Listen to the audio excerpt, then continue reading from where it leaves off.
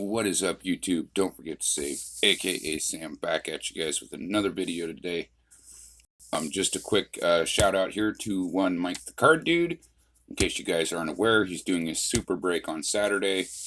He's got two tiers of things to go for. The one that's $80 is got the King Griffey Jr. cut auto, and he's got some Hall of Fame baseballs and stuff like that for the $50 one.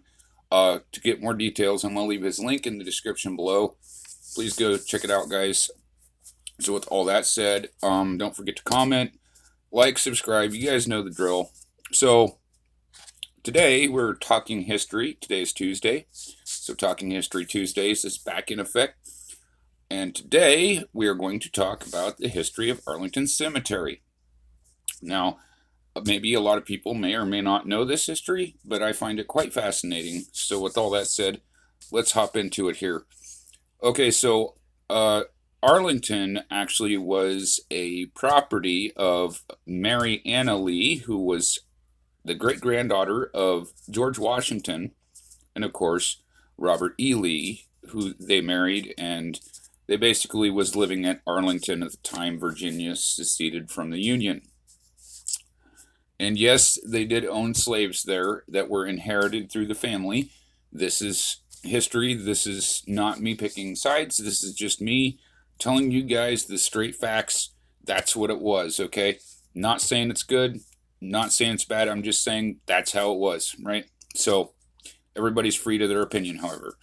I do have opinions, but I'm not going to put it in here. This is a history, right? My feelings on this are immaterial because it is what it is. So, the first thing that happened is that the Union Army actually seized the property on May 24th, 1861. Now, the reason they did this was that it was actually a military strategy, as Confederate troops occupied the heights of Arlington, and basically they could have shelled Washington, D.C. from that position, right?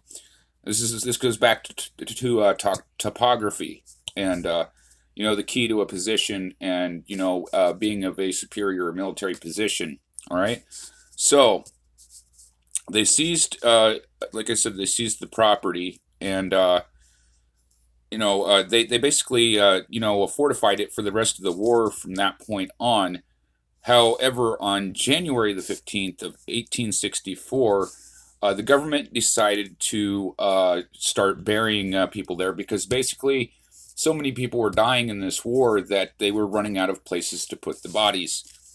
So what they did was they started burying them, and now you got to understand that at the time, like the higher ups in the Union Army blamed Robert E. Lee for all these bodies that they're having to bury now.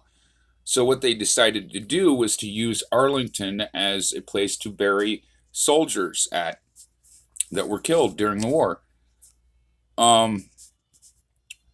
So where am I at here? So anyway, to give you guys an idea here, George Thomas, otherwise known as the Rock of Chickamauga, after a particularly bloody battle, was asked if he wanted to bury these soldiers by state.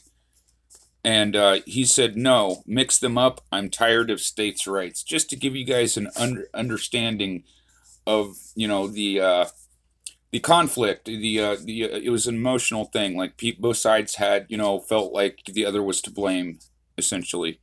So anyway, so they seized it, and they started burying troops there. Now it's funny because after the war, Robert Lee's son, I believe it was Custis Lee, I think his name was, actually sued the government for illegal seizure of Arlington during the war. Now, basically, it was a wartime measure, but like they didn't give him due process. They just marched the troops in and took the property. So he sued the government for it, and the Supreme Court ruled in his favor. However, he later sold the Arlington property back to the United States government.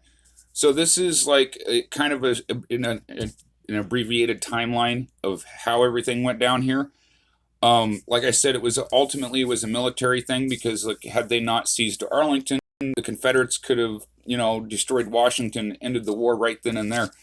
So, I find it fascinating. There's also a lot of, like you guys know, John F. Kennedy's buried there. They have gravestones for the Challenger explosion victims. Um, and also, I want to make note the tomb of the unknown soldier. And if those that know your history know that that is guarded with U.S. military personnel around the clock.